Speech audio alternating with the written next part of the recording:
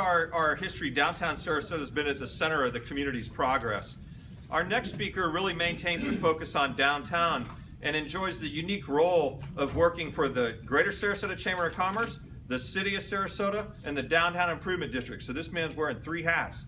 Norman Gollub is the Sarasota Downtown Economic Development Coordinator. Norm works to strengthen the economic vitality of downtown Sarasota by establishing collaborations with businesses, residents, and other community stakeholders. His work involves real estate development, marketing, business retention and attraction, policy development, and other elements that go into making downtown a vibrant place to live, work, and play. Norm relocated to Sarasota in January of 2013 from Portland, Oregon, where he was a consultant for over 15 years, providing services to the public and private sectors. He also served as urban design and development manager for the city of Greenville, South Carolina, which in 2003 was one of the 5 cities awarded the Great American Main Street Award from the National Main Street Center in Washington, D.C. Norm earned his bachelor's degree with an urban design specialization from Southern Illinois University. He's also a graduate of the University of Oklahoma Economic Development Institute. And again, as I say, he works for the City of Sarasota, Downtown Improvement District, Greater Sarasota Chamber of Commerce, in a collaborative partnership that was literally created to bring someone with his talent here to Sarasota to help them with their collective goals. So ladies and gentlemen, please join me in welcoming Norman Gollub. Thank you, John.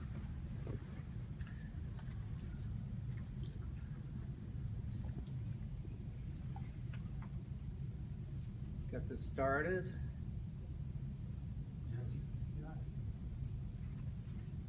Or do I go that way? Nope.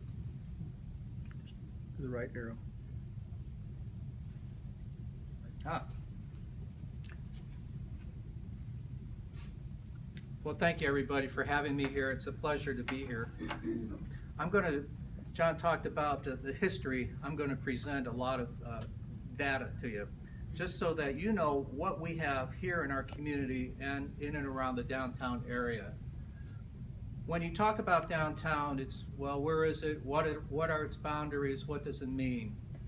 When I came here, nobody told me where the boundaries were, so I adopted those of the Community Redevelopment Authority area, which is this red one, which goes all the way up almost to, goes up a little beyond Payne Park on the east and all the way to the Bayfront on the left, but it does not include Golden Gate down there.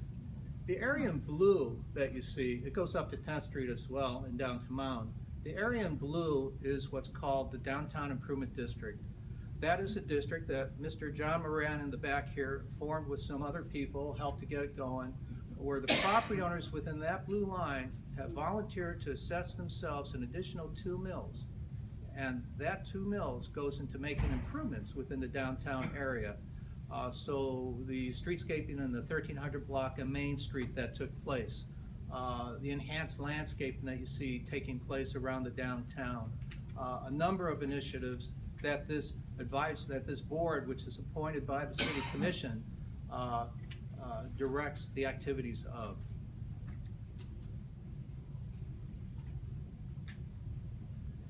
To give you an idea of who is downtown, if you go to Main and Lemon and draw a 1-mile radius around it, you'll find that there's over 23,000 daytime employees in various industries, with the majority of them being in government. We have the county government, we have the city government, we have all types of agencies in and around the downtown. We have service industry, retail. We're a very large regional financial insurance hub with over 50-some wealth management and banks in our downtown to serve the clientele of the area. This gives you a breakdown of the over approximately 335 retail shops and restaurants within that red boundary. That takes you just up to Washington Street. I didn't go east of Washington Street. You can see that we have quite a lot of restaurants, 77 there, and this was done in December, and that number is actually going to be going up. What surprised me is that we also have 57 beauty shops, barber salons, beauticians, tanning salons, which you know, it's Florida. You want to look good. We're about to get H. Patel from St. Armand's is going to relocate over to where the guide dogs were on Main Street across from the Ellis Building. So we're going to have a compounding pharmacy in downtown finally. We have several movie theaters as you can see, there's a lot of variety in our downtown retail mix.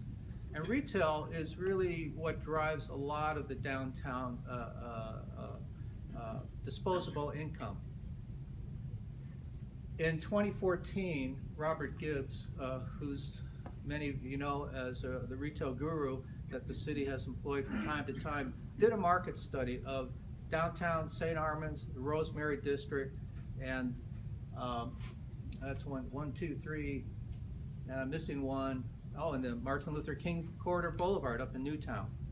What he found for downtown is there's still room for growth. In fact, by 2019, there's 113,000 square feet of room for growth in and around the downtown, with 49,100 square feet of restaurants that we can absorb, 14,000 square feet of apparel and shoe stores that we could absorb. This is all in addition to what we currently have. And it's really remarkable. It goes to the attractiveness of Sarasota, which, as many of you recently read, is number 11. Sarasota, Manatee, and Bradenton, that metropolitan statistical area, is number 11 in growth in the state of Florida. Actually, in the nation, I think. Yeah. So for each of these areas, we can see that the downtown could absorb 113, almost 14,000 square feet of additional retail. St. Armand's 80,000, Rosemary 64,000, and MLK area, which I think you'll be surprised at how quickly that is going to emerge as an important area, with the Ringling Soundstage, with the Memorial Hospital, and soon the Marian Anderson site, which an invitation to negotiate will be issued over the next few months to develop that brownfield, which has now received its certificate so that it's shovel ready for development. Other information that I track is our office buildings. From bottom to top, it's maybe a little hard to read. Our oldest office building is Palm Towers, built in 1922. And all the way up to 2007 when the Bank of Commerce was built. We have currently about 2.3 million square feet of office space, and these are in buildings of 20,000 square feet or more. We don't track the smaller office buildings. That's just really difficult. Once a quarter, the Sarasota Manatee Realtors Association gets together, they share all the numbers, we come up with this data. How much is vacant right now? There's 316,000 square feet of vacant space. 100,000 of that is in the main plaza building that was recently acquired by Jesse Bider and his partners. They're rebranding it, renaming it as the BBC Plaza, and they plan to put a new skin around the building and do a lot of improvements on it. The red on that chart indicates projects that the Community Redevelopment Authority participated in.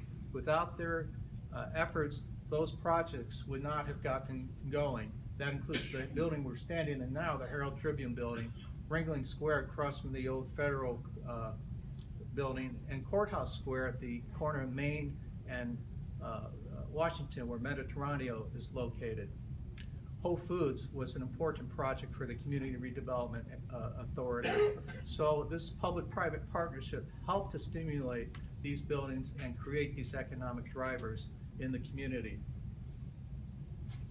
We're currently at about a 14% vacancy rate in office space in the downtown. And here's something you'll find interesting, because we now have about 34 or 5 projects either underway or in the pipeline to be built in the downtown with an approximate construction value of $700 million. We have, as Virginia mentioned, several hotels. Right now we have a Westin Hotel as part of the View project under construction. The Aloft opened February 5th. Half of that project is rental apartments. An Embassy Suites and Spa is being built by Jebco Ventures across from the View. And we have 2 more Sarasota Modern, which is going to be by the Indigo, is proposed. There's not on the boards yet, not come in the door yet. There's Hampton Inn and Suites proposed. And what else am I missing? The Sarasota Hotel next to the garage. Oh, the Palm Avenue Garage. There's a hotel by Floridays, a boutique hotel. It's a Hilton property. A Curio is what they call it. it will have a sky bridge or a pedestrian bridge from the second floor. It's not much of a sky, but a second floor over to the hotel. That is currently under construction as well. So these are some of the hotel projects that Virginia talked about. Where a lot of our activity is in the Rosemary district. You know, I'll get to that in a minute, but basically in terms of rental apartments, the rental that's needed for our young professionals, the rental that many retirees would like to have because they can't afford $1.2 million for a condo at the Jewel, which was the starting point. We'll have 1,715 units right now. In condominiums and townhomes, almost 1,500, 1,469, and in new hotel rooms, 972. Plus, we've got over 431,000 square feet of commercial space planned. So there's a lot of growth taking place, and much of this is the result of pent-up demand from the recession. I don't honestly know how much, once a few of these projects get built and occupied, how much market demand will drive the other projects, but we'll see. The existing residential population in the downtown CRA is 4,099 people. This is based on the US Census, the 2010 US Census. No, I'm sorry, the existing residential units is 4,099 with 6,554 people living in those units. New construction will add an additional 3,184 units. That's apartments, condos. And if we use that US Census of 1.79 people per household, that equates to 12,000 additional new residents. 5,699 additional residents, which is 12,253 people. We're going to see a lot of dramatic change to this community over the next couple of years. And whether it's good or bad is the conversation that many people are now rising to the surface, and how do we address all that is taking place. So to give you an idea where these projects are, we have, this is a little dark, but there's 8 projects, I think, south of Ringling Boulevard. This would be the, number 6 is the Women's Exchange. No, number 6 is the Orange Club. Number 5 is the Women's Exchange. Number 2 is the Q by Jeb Cole. Really nice townhomes, right? Condos. And other projects that you see displayed around the perimeter here. The downtown core. Number 6 up in the corner is Harvey Van Groff's proposed 400 and close to 400 units of affordable housing. We have to parse our words, because affordable, there's a federal definition of what affordability is, versus attainable, which is what many of our young professionals need. But that will be a solution for a lot of the service workers that work in these over 300 and some odd businesses in the downtown. Number 11 is the Mark, which Coulter Hospitality and Coulter Development is underway. That's the old Pineapple Square project. 12 is the Aloft project that was just opened up. Number 1 is the 2 towers, 18-story towers. One's a Westin, one's condos, called The View. And 12 projects. You see a lot of them around the board here. You can see all of this information that I presented at sarasotaeconomy.com. In it, you can go to the Studies tab and look at the community survey that was done shortly after I got here, downtown attitudes and such. The economic geography of downtown that talks about all the workers in the downtown, how it compares to Naples and Fort Myers and other communities. Information about transportation, information about the colleges. This is a website that a lot of prospective investors in the community go to gather that data and information. You'll see the Gibbs reports, the retail market studies are on there under the Studies tab. It lists the median household incomes for each of these areas and such. A lot of great information. Downtown is, a community, and there's a lot of active clubs within that community, a lot of organizations such as the Condo Association, the Downtown Sarasota Condo Association at the top, Downtown Sarasota Alliance, Sarasota Downtown Merchants Association, Palm Avenue Merchants, Burns Court, Burns Square, Rosemary Arts District, Rosemary Design District, East End Association. They're all business groups except for the DSCA, and each business group has its own agenda and their thoughts about how downtown should grow, what it should look like, who should be doing what, who's on first, what's on second. But for the most part, we get along. We all facilitate each other. The Merchants Group has been very successful in decorating downtown with Christmas lights. The DSA, Downtown Sarasota Alliance, puts on a speaker series, which is really great. Topics of relevance to downtown. And so all these groups work together. And we're trying to get them all to work together under one umbrella called the We Are Downtown campaign. And many of you have seen the banners on Ringling and on throughout downtown. Many of you have gone online to wearedowntownsarasota.com, which was just released around Christmas. It's an online digital directory. If you click on a business on that, up will pop some information about that business, and we anticipate that online directory continuing to grow. It has all of the 300 and some odd businesses on it. We also have, and it's distributed in the Visitors Association and elsewhere, and there's some maps there, this map of all the retail restaurants in the downtown, all the retail businesses in the downtown, all the historic buildings on the National Register of Historic Places are on it, and there's a description about it. And it's been very well received. In addition to Maria's map, I think they complement each other very well. So you can pick those up over at the table. About 90% of my work is focused on downtown, but I also, as Economic Development Coordinator, get asked to be involved in other areas such as the North Trail and Newtown and St. Armands. I wanted to show you the slide because it shows the proposed roundabouts from University all the way down to Mound at Orange Street. 11 of them are proposed. Several of them have funding on 10th and 14th.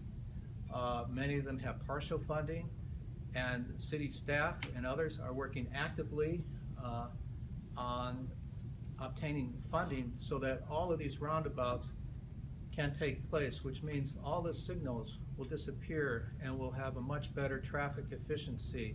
And you may not like roundabouts, you may not know enough about them, but there's thousands of them in Europe, and you're starting to see more in the U.S. in many, many, many communities, and they work. It should help to alleviate some of the traffic issues that we have. So I want to thank you, and I want to, if you have any questions at the end, you'll be able to ask them, and I think it's a good lead-in for Gretchen to talk. Thank you.